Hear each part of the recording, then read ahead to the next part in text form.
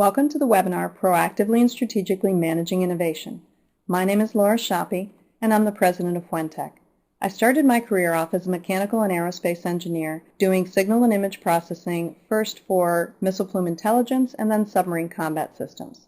When I was at GE, one of the things we did was take a look at the technologies we were developing for detecting submarines to see if any of them could be applied for medical devices. We worked with GE Medical and identified several technologies that were of interest, but we quickly found out that we spoke completely different languages. On the defense side, we thought in terms of years and hundreds of thousands, if not millions of dollars in doing any kind of development project. On the medical device side, they worked in orders of magnitude less. We also looked at things very differently in terms of what were important features and capabilities of a technology. I've taken that first foray into technology transfer and the lessons learned from it, along with the hundreds of other technologies that I've looked at since then, to really try to figure out what is the most efficient and effective way to help transfer technologies from one application to another. And we're going to be sharing some of those techniques with you today. Fuentech is a network of engineers and scientists who have a variety of different technical expertise that allows us to take a look at technologies and understand what they do and then determine how else they can be used. We couple that with our industry experience to see where new applications might exist and then use the business acumen to communicate more effectively on the value of that technology for these new applications. We also work with graphic artists and technical writers to communicate more effectively and make sure that the message gets through. We've worked with a variety of different groups, from government agencies and nonprofit organizations to universities and research organizations to corporate entities. And though all of these groups are quite different, there are quite a few similarities as well. And we're going to focus on those aspects that are applicable to all of these different types of organizations and providing you some practical steps in helping identify some high potential technologies within your portfolio, as well as opportunities where you might be able to find collaborative research activities. And then also give you some tips on how to more effectively market your technologies or opportunities and get those partners interested in you. And then finally, we're going to wrap up with a discussion about digital presence, because today, for B2B activities, you really have to be on the web. Before implementing any new process or procedure, it's important to understand what your metrics are and what your stakeholders expect of you. In traditional research organizations, agreements, licenses, and royalty revenue were the easy-to-measure things and the focuses. In the last several years, that focus has changed. Now, research organizations are getting more pressure on them to seek out new funding. That would be sponsored research activities or collaborative research possibilities, as well as community and economic impact. If startups are one of the things that your organization is being told you need to do more of, it's difficult to balance that with royalty revenue. And so what these metrics are and what you're focusing on and how you balance those things are an important part of how you will approach strategically and proactively managing your IP portfolio. The steps we're going to talk about today are applicable regardless of what your end game is, but understanding what you're trying to achieve will help you pick the right partners to get to those successes. Now, from a corporate side, things are quite simple. They just look at how much money they're going to make, either through cost savings or in getting new products and new activities, new market sectors. The difference doesn't stop just on metrics. There are quite a few differences also in how you behave and how we communicate. On the research organization side, we tend to be very thorough, and when we take a look at intellectual property, we're really protecting it from the perspective of our organization. Whatever it is we develop, particularly if it's funded with government dollars, you really have to protect, regardless of whether there's going to be a use for it or not. Technologies also tend to be pretty embryonic, especially out of government agencies or research organizations. You're not meant to develop a whole new product or application. You're just going into discovery. And so often there'll be concepts, maybe a prototype, but not fully scaled up or developed. On the industry side, however, it's a very different perspective. When they are seeking intellectual property, they're doing it with a purpose. They are either going to get cost savings from it, higher profit, more market share. There has to be a reason why they are pursuing that intellectual property or that research activity. They're also always focused on the return on investment. If it's not going to bring them more money, why would they invest? When they take a look at technologies, they are looking at what solution does it provide. I am looking for a need. Now that need may be real or it may be perceived. It may be a matter of I have to solve this problem or my product will fail and my clients won't be interested in it, or I know that people want this and therefore they will pay more for it.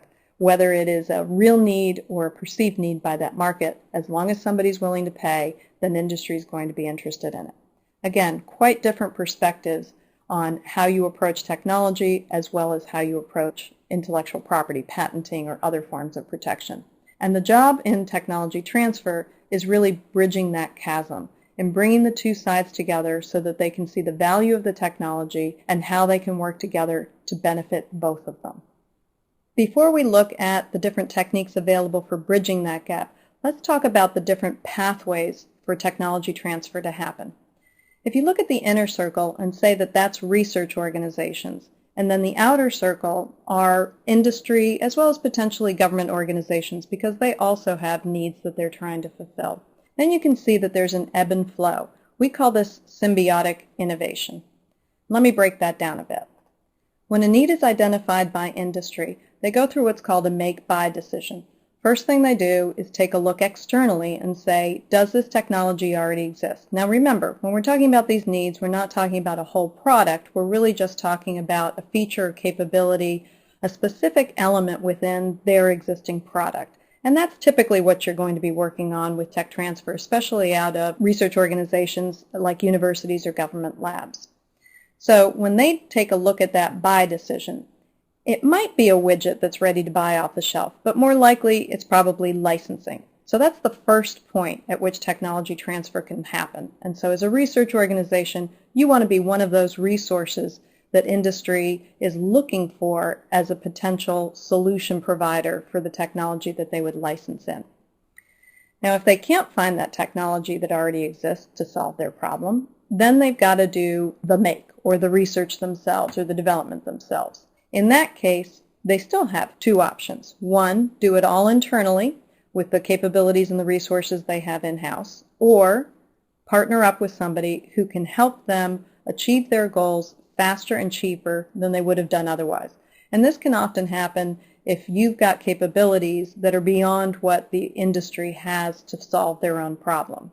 So this becomes the second point at which technology transfer can happen, and that would be a collaborative research activity or a sponsored research activity. In that case, the research organization probably already has some technology available that they've developed, along with capabilities and expertise, that starts to fulfill that need. But working together, they're able to pull together the specific needs that industry has, along with the technology that has already been developed, and create new technology that fulfills the needs of industry, but may also create a new technology available for licensing to non-competing or other industries.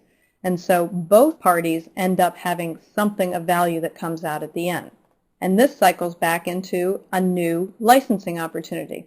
Likewise, the research organization may also gain in their capabilities as a result of having learned about the technologies from industry that might fulfill some future needs that that research organization has, or in developing brand new capabilities and technologies. In order to be considered one of those resources for industry in the symbiotic innovation process, either as a technology being available to fulfill the need directly for licensing purposes, or as a collaborative partner in developing new technologies that could then be licensed either to that industry or other industries and fulfill their needs. You need to go through several steps, and that's what we're really going to be focusing on today, is how to make yourself visible and a better partner for industry. The first thing you're going to want to do is understand what your portfolio looks like. And our approach to this is what we call proactive and strategic management of your IP portfolio. If you look at the marbles at the top, they're of different value to you as well as externally. They're at different levels of development, they're for different capabilities, different technology areas, different industries. And so they're going to have varying levels of opportunity for you. The process we go through is intended to identify the technologies that have the highest potential as quickly and cost effectively as possible.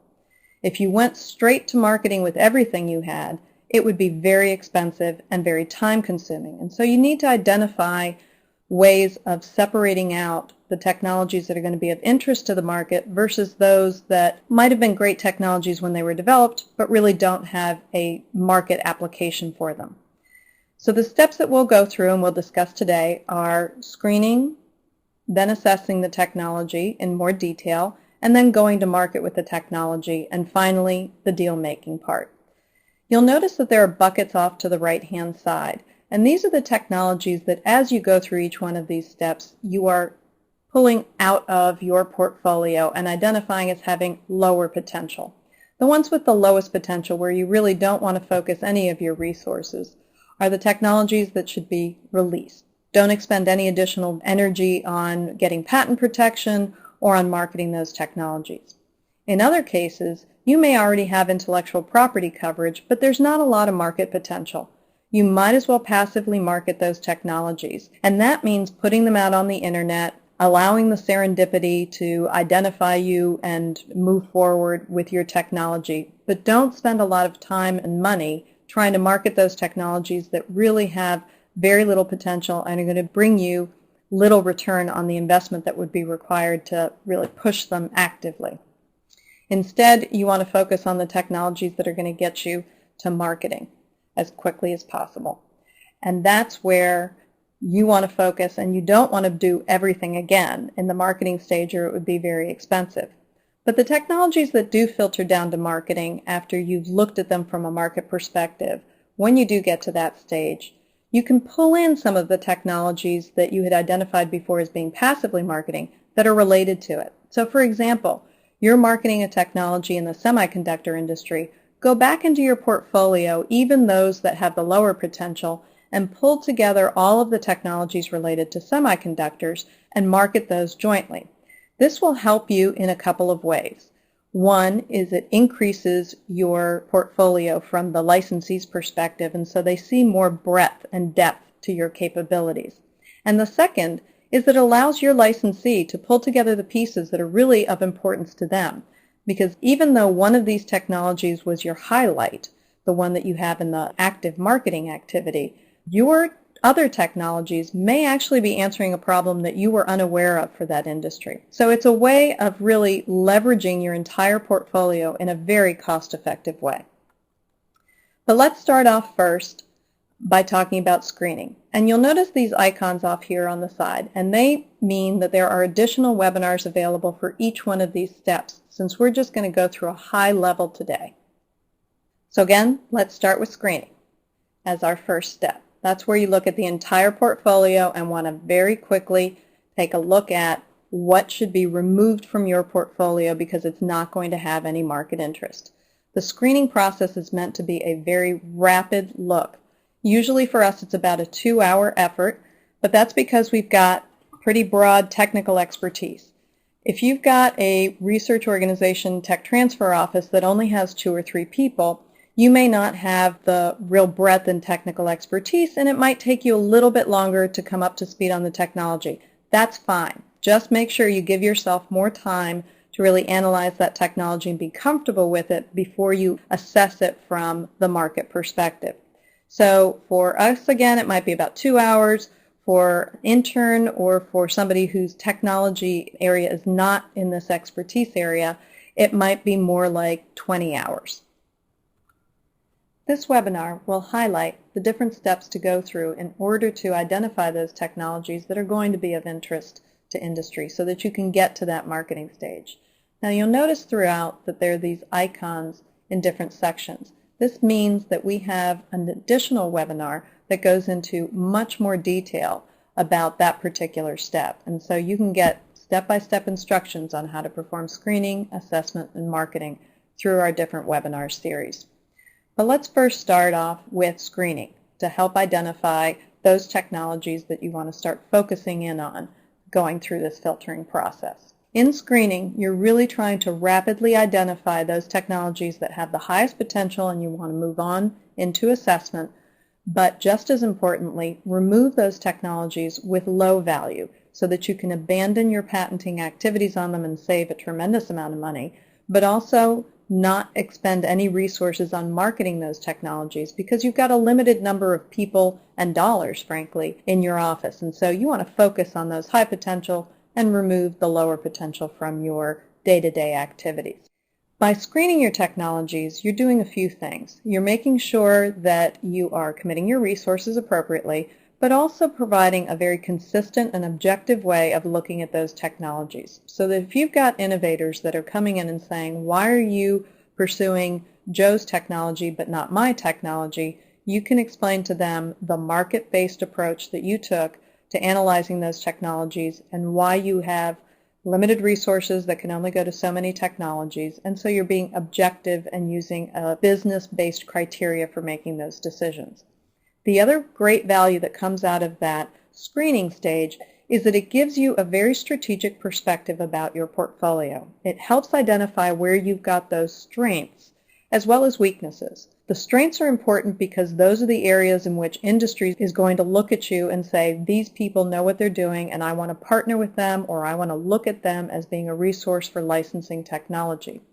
In the weakness areas, these may be opportunities where you would want to partner with somebody else in order to build up your expertise.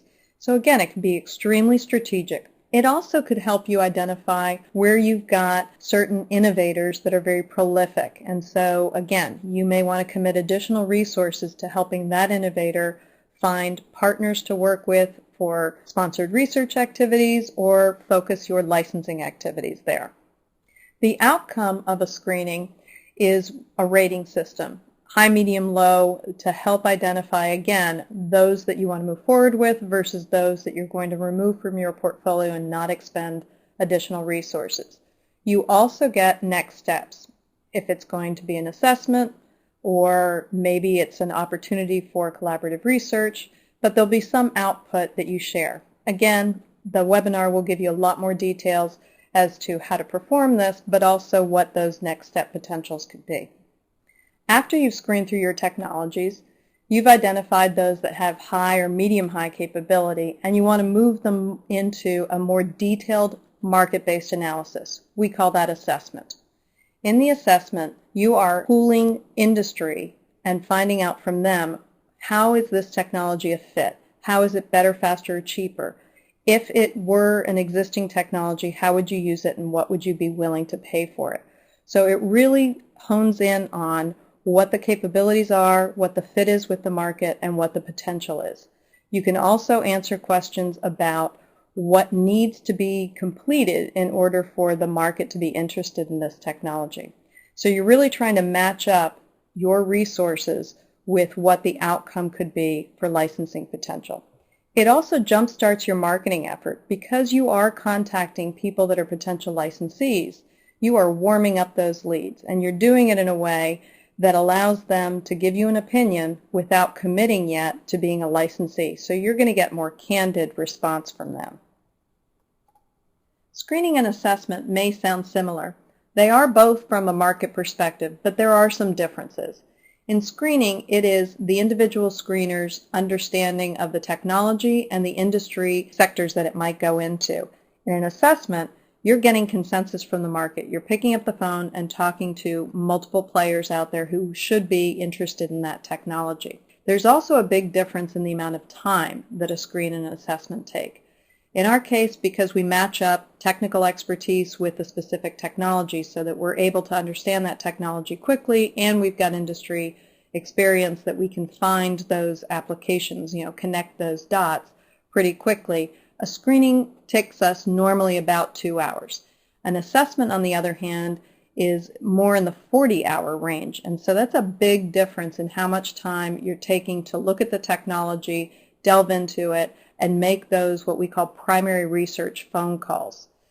Now, if you are a small technology transfer office where you've only got, let's say, 3 or 4 people in the office, you're not necessarily going to have the technical expertise to cover every technology that comes into your office. So you're going to want to make sure that you give yourself more time to understand the technology in greater detail, and probably spend more time interviewing the inventor to, again, make sure you understand that technology and how it can be applied. And the market research is probably going to take longer as well, just again to understand the different applications and find them all. So in the case of if you're using an intern or it's not in your area of technical expertise, rather than taking 2 hours for a screening, it probably is going to take more on the order of 20 hours per screening. That's been our experience when we've trained interns and other tech managers to do it. For an assessment where it takes us about 40 hours, expect it to take closer to 100 hours. Again, that's perfectly fine because you want that extra time to make sure that you understand the technology well. Another difference between screening and assessment is also what comes in the outcome. In the screening, it was a quick rating system of just knowing should you move forward with it to assessment, get more detail, was there some possibility for sending this back to the inventor for additional research in the future in a certain area. In the assessment, you're going to get much more specific information on how to move forward with marketing, what types of marketing sectors you should focus in on, are there certain activities that should happen before you move into marketing, such as additional characterization data before the industry would be interested in licensing this technology. The other outcome is that an assessment, pieces of the assessment, can also be used in a business plan. So if this technology does end up going for a startup company, this is a valuable document for them to use in preparing for going out and getting VC funding, for example, because it does explain who the market is, why they'd be interested in it, and what their market potential would be. The screening step helped remove technologies that were not of high market interest. The assessment was a further analysis, a deeper dive into that, and a verification of which technologies would be of interest and how they would be of interest. Now the next step is those technologies that have survived assessment would then go on to marketing. And you'll see it's less and less every time, and that's to be expected. So in the marketing stage, we start off with what we call the ammo.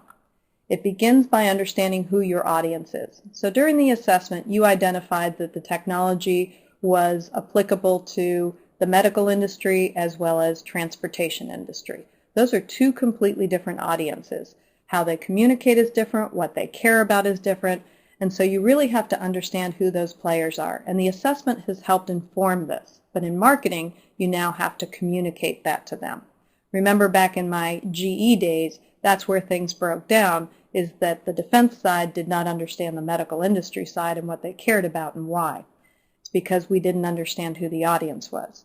So now you will. Second is, what's the message? What do they care about? Again, medical industry, they're more interested in the resolution of the technology. In the transportation industry, they may be more interested in the durability of the technology, which means how you describe it and what you focus in on is going to be different depending on who your audience is. Mechanism, that's how you reach them. If it's a high-tech industry, maybe they're very active on social media. If it's a low-tech industry, maybe the best way to reach them is through journals and going to conferences. Understanding who your audience is tells you what the best way to reach them is. And we'll go into a few examples of mechanism in a little while.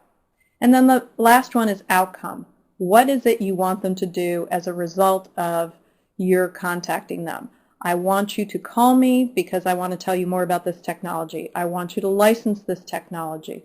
Whatever that outcome is that you're driving towards, make sure that you are being explicit about your call to action, and also devise a way to measure whether you're being successful. So during the marketing activity, if you are not getting the outcome that you want, such as people to call you back, then you've got to revisit. Either the technology is not a fit for that market, in which case the assessment should have informed you about that, or your messaging is not quite right, or the way that you're trying to reach them through the mechanism is not right.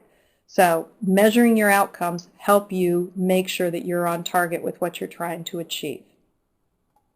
Let's talk more about the mechanism, because that's where you can spend an awful lot of time and money if you don't focus in correctly on it. So again, based on who your audience is, figure out where they live, how they communicate. If it's trucking industry, you don't want to be using social media. They're not likely to be on that. So what's the right way to go? And not just that, but what's it going to cost for you to reach out? If it turns out that going to a trade show is the best way to reach them, Can you do that within the time frame that you're looking for? Or is that next conference 11 months away, in which case that doesn't fit within the time frame of what you're trying to do with your technology transfer activity? Or is it going to be very expensive?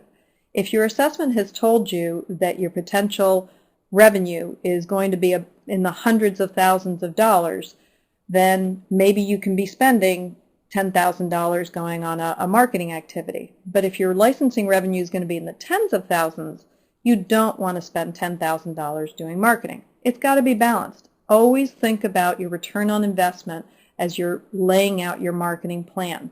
Spend appropriately for what you think your potential revenue stream is going to be. There's a variety of different kinds of marketing tools you can use. Some are more expensive than others. But nowadays, with the internet, it can be much less expensive to do certain types of marketing activities. And at the end of this session, we're going to talk a little bit more about your digital presence.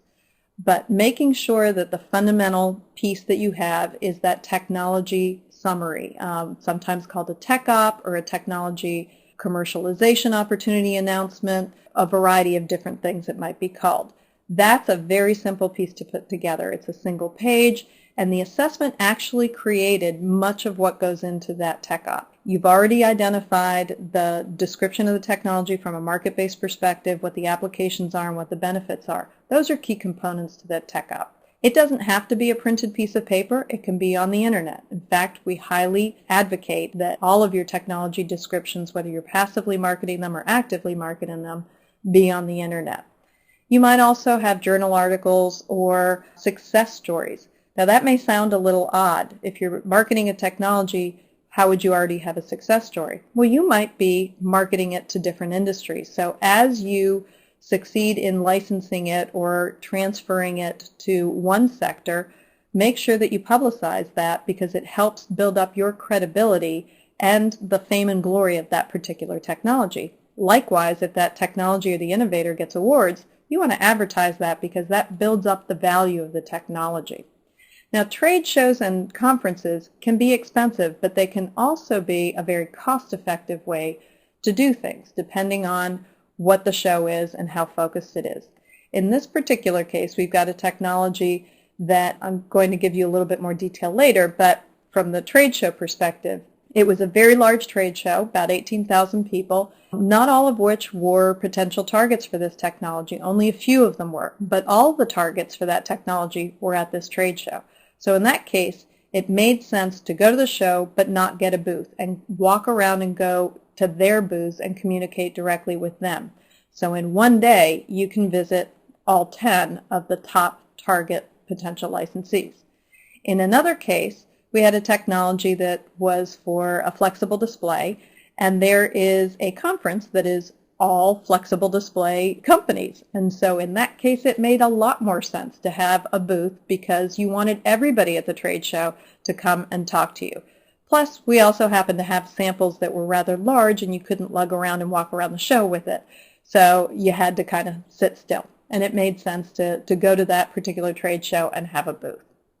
In most cases, you're going to have a combination of these different tools as a way of reaching out to your targets, but ultimately you're still going to have to talk to them and make sure that they understand what technology you have, how it fits for them, where the value is, and answer some additional questions to get them to the point of saying, yes, this is a match for me. I'd like to talk to the innovator to get to the nitty-gritty.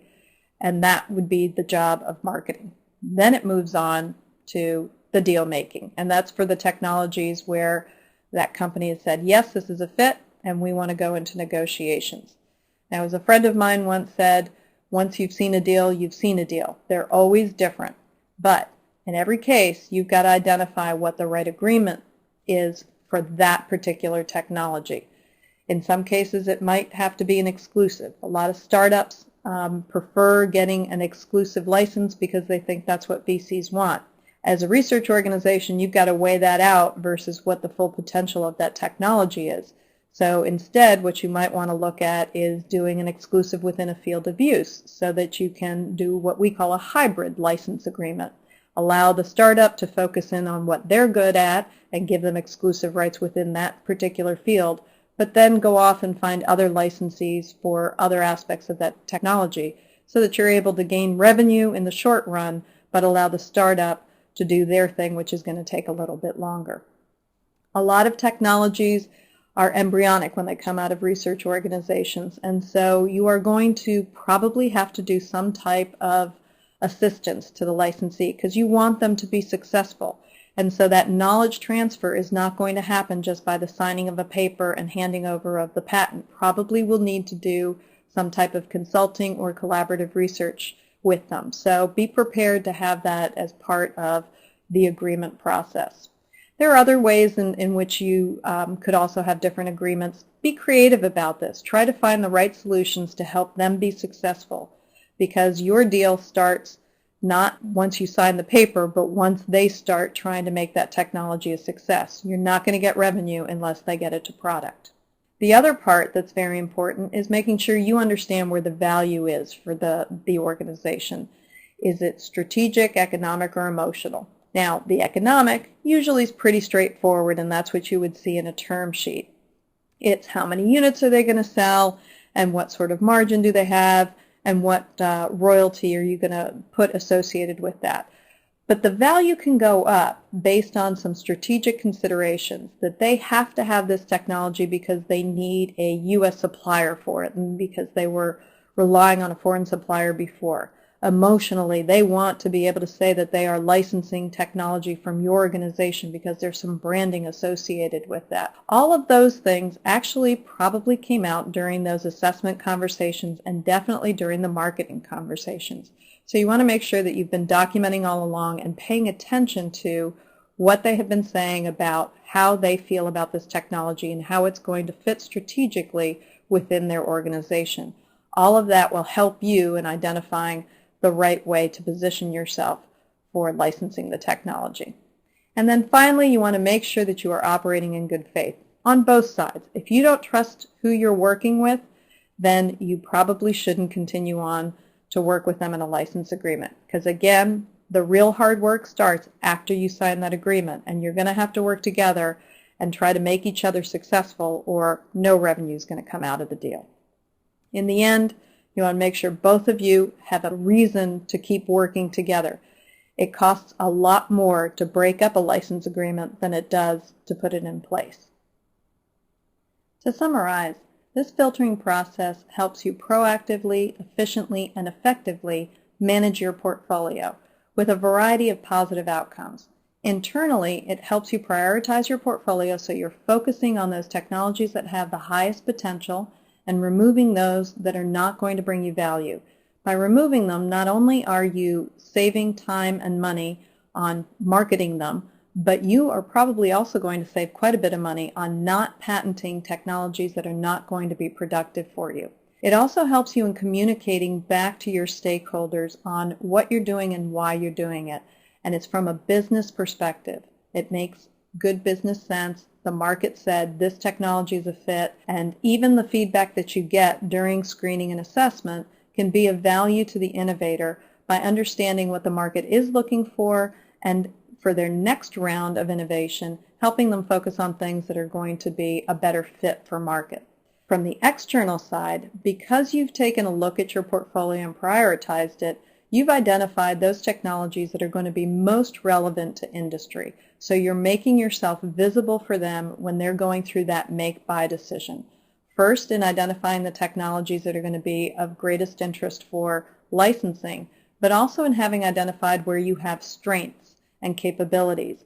And so if they're looking for collaborative partners, your portfolio is what will attract them and justify the fact that, yes, you do have competency in those areas. So it's not just your innovator's reputation, but it's the strength, the depth and breadth of your portfolio that helps reinforce that you indeed do have those capabilities and are going to be a valuable partner for them.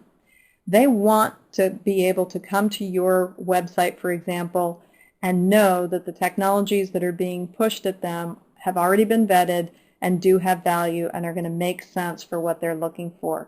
And you want to communicate in a way that they will understand it. So if they do a Google search, you're using the right words to help them find you. So again, you want to be found both when they're looking for technology to license and for people to partner with if they can't find that technology out there. This isn't just theory. We've actually done this multiple times. Here's just one example for a research institute where we did over 700 technologies, starting at the screening stage and removing those technologies that no longer were a fit to industry, and then assessing approximately 200 of them, and then marketing about 60 of them. In the end, there were over 100 deals that came out of it, a mixture of startups as well as straight licenses. But that wasn't the only outcome. Another aspect was the fact that innovators saw the process working. They got answers as to which technologies were being worked on from a commercialization perspective and which ones weren't. And the technologies that weren't, they heard why, and that helped them in their research activities moving forward. And so there was an increase in the amount of disclosures that came in because innovators wanted to participate in the process. They saw value in it. And their patent applications actually were of higher value, and so more of their patents were getting issued than what was previously going on. Here's an example where an assessment can be very valuable. In this technology, it's a solar-powered refrigerator. It was determined that it wasn't quite ready for industry to be interested in licensing yet. It needed to be further developed. But there were applications in third world countries, particularly for medications, in getting them out to remote locations and also keeping them cold once they were in those locations. There was a company that was interested in participating in those third world applications. And we coupled them along with NGOs that could get the technology deployed in country, but also help in the development process. This was utilized in Haiti, and the PR that resulted from that, plus the fact that the technology was further developed and proven out, has now made it more of interest to larger industry who would be using it for refrigerated trucking applications. And so the assessment really identified that rollout and that growth potential as well as the partnering potential for development. In another example, let's focus on the marketing activities. Here we had an astronaut that was using his hydration system while up in space and realized that his straw was freezing up because it's awfully cold up in space. He also was a climber, and he had experienced something similar there. So he developed a technology to passively heat the hydration bag as well as the straw, and so the system would not freeze up. This technology would be of interest to extreme sports. The show that we identified, which I mentioned before when we were talking about the mechanisms for marketing, was an outdoor recreation show of 18,000 people. Not all of them were interested in these hydration systems, let alone extreme hydration systems. And so we took the system with us to the trade show and went booth to booth to talk to just those players that we knew would be interested in this technology. Because it was a mobile technology, we could carry it with us. They could touch it, feel it, look at it, and it was very efficient to go out and within a 2-day period be able to see everybody all in one location, and they'd be able to see the technology. Additionally, because this was an astronaut and because he was going back on Everest, we were able to really leverage social media. He was blogging and tweeting, and then we were also blogging and tweeting about the technology's performance since he took it with him as a beta test while he was up there. He also happened to have had a Discovery Channel film crew with him, which wasn't a bad thing either for us. So the technology did get quite a bit of interest from the players out in industry. The other people that were interested in this technology was the military, because they also had applications that needed to work for hydration systems in extreme cold environments. And so this is actually being tested right now through a collaboration with the military for further development. In the final example, let's focus on the deal-making part. This was an asphalt technology. It was actually quite well developed, ready for product basically. A lot of testing had been done on it, and a lot of development. So much so that about 5 years before we got involved, there had been a company that was interested in licensing the technology and had submitted an application, but it was so low that the deal broke off. Conversation just stopped and both parties went their separate ways. And the technology kind of sat there for a while. Even though some testing had still gone on, it really had no commercialization activity going on. When we came in, went through screening, then assessment, and then marketing. But the assessment had told us that there were quite a few players, not just that original company, who were viable candidates for licensing the technology. And so it was determined that the best course of action for marketing would be to put them all together in the same room in what we would call a technology briefing, and make sure that they understood that the competition was real and it was fierce, and it would allow us to really do this in a very short period of time. Again, technology was well developed. There was no reason to protract this. So we had the briefing, explained the technology to everybody in the room at the same time so that they could see each other and they could see that there was real interest from their competitors. And then we did some one-on-ones so that they could ask questions without worrying about their competitors hearing what their questions might be. We set a date. It was about 2 months after the briefing that they had to submit their license applications, their whole plan of what they were going to do and how they were going to do it, and what their offer was. And that it better be a good offer because we were looking at everybody's at the same time and making the decision as to how to move forward with this particular technology. As a result, they all came in with very good offers, but the original licensee came in with the best offer. It was multiple times what they had originally offered for that technology. And so in the end, yes, it was the original company that got the technology for licensing, but it required that specific strategy to help get them back to the table and help make sure that they put a viable offer on the table. As you can see from these examples, proactively managing your IP portfolio can work, and it can work for you. Here's things you should think about doing in order to help you proactively manage your portfolio. First off, consistently evaluate and prioritize those technologies. Again, what you're trying to do is be efficient with the resources you have, but also help the external companies identify you as a viable partner. Then make sure that you are proactively and strategically managing your marketing activities so that you're focusing in on those technologies that have the highest value, talking to the right players, and communicating in a language that makes sense to them so that they see the value of your technology. And then figuring out the right way to put that deal together so that it's a positive outcome for you, but also for them, because if they're not successful, you're not going to get your licensing revenue in. You can see more information on managing your IP portfolio by going to this website. We provide all sorts of links to white papers and additional information. Now I want to switch gears a little bit because none of this marketing activity is really going to get very far unless you've got a good digital presence. And so let's talk a little bit about your website. You must have a good website. It is absolutely necessary and expected. The first thing that anybody's going to do is take a look at your website and see, are you a viable partner for them? Make sure that you have got information about your technologies and your capabilities out there. Make it as easy for them to find you and understand what you have to offer as possible. The other aspect that you can use your website is to help provide some self-serve activities. For example, explain all the procedures and processes that you do. This helps your innovators as well as anybody who wants to partner with you. They know what to expect. They know what's going to happen. If you've got any forms that you're using, put those out there as well. Samples of your term agreements or perhaps even your license agreements. Make it as easy for them to do their own piece of the homework puzzle as possible without you having to explain it every single time.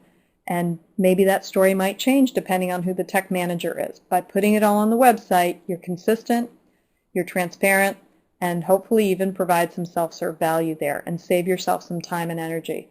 But don't forget the technologies. You need to have all of your technologies and capabilities out there. And with anything to do with communication, whether it's digital or written, make sure you remember your ammo. Who's your audience? What message are you conveying in their language? Are you reaching them in the right way? And what outcome do you want them to do? So, for example, if your innovator is one of your audience members and the outcome is you want them to submit an invention disclosure, you want to make sure that you are as clear as possible with them as to what that process is and how they can fill in the right forms and even submit them online, hopefully. Make sure you choose good keywords because your search engine optimization is very important for those keywords, whether it's about the technology or again, your capabilities or what your office does. Beyond digital media, you also need to be thinking about social media. But before you get there, make sure you've got a robust website. Everything you do in social media is going to be pointing back to your website, and in fact, that's part of the strategy. You want to make sure you get as many click-throughs back to your web as possible, because that increases the likelihood that you're going to be higher up in a Google search result. And so social media is part of that process for you in improving your digital presence. So let's assume your website is beautiful, perfect, has all your technologies on it, and you are constantly modifying it and updating it. Now it's time to focus on social media. First thing to do is make sure you've reserved all of your organization's names. So even if you're not quite ready for everything yet, go ahead and do that now. Work on your website, but make sure you've got all of your organization names set up on the main channels for social media, such as SlideShare, YouTube, LinkedIn if you're going to have a group, Facebook for certain, and also Twitter. Get those set up. Pinterest is something that's kind of up and coming. I don't see it as being a strong suit for technology transfer right now, but hey, I thought that over a year ago about Facebook, and I've changed my opinion on Facebook. So keep your eye on Pinterest. That might be changing in terms of how it's being utilized in the coming months as well. So in terms of where to focus, once you've got your name reserved, once you've got the website set up, I would recommend that you start with LinkedIn. That's a great resource for B2B. It's a good place to find groups that specialize in certain technical areas. For example, I was working on a polyimide technology, and in fact I found a group that was high-performance polyimides. So I was able to just post some information about a technology directly to that group and get some great feedback and interest. It's also a great resource to identify people within companies that you're trying to contact. You could, if you're a university, maybe use your alumni relationships to get into some of those companies. But frankly, you don't even need that. LinkedIn has become so prolific and people are putting their resumes out there that you're able to connect those dots pretty easily and get to people. Now, Facebook, I mentioned before, I didn't think was a great B2B mechanism for tech transfer, but it's definitely a good resource if you're a university for communicating with one of your stakeholder groups. And that's your students and probably even some of your professors, especially the younger ones, are probably quite active on Facebook, and your university is already going to have a presence. In fact, most government agencies already have a presence on Facebook as well. So you want to have your tech transfer organization have their own identity there and be able to post additional information.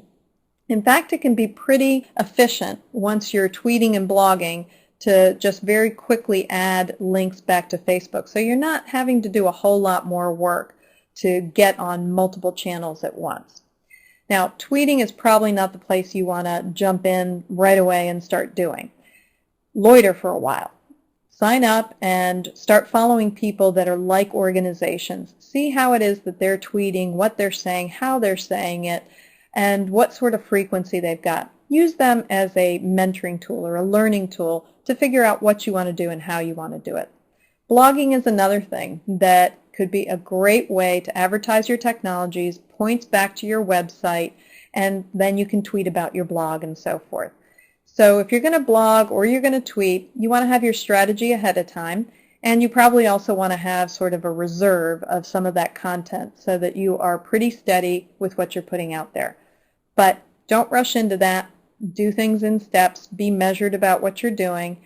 And remember that this is still a professional representation of your organization. So even though this is social media and things are more casual out there, you want to continue to be professional about what you say and how you say it.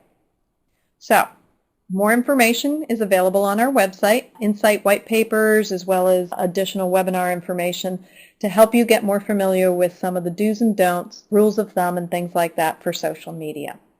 That's a lot of information, but I think we can wrap it all up into some things that you can do yourself and break it out into two phases. So the first one is, we had talked about metrics at the very beginning of this session. Well, along with that is making sure you define your processes so that they line up with what your goals are, what you're trying to achieve, and frankly, what you do. Once you know what it is you do and how you do it, Then you can put a lot of that information on your website. You can more effectively communicate with people. They'll know what to expect and how they're going to be working with you.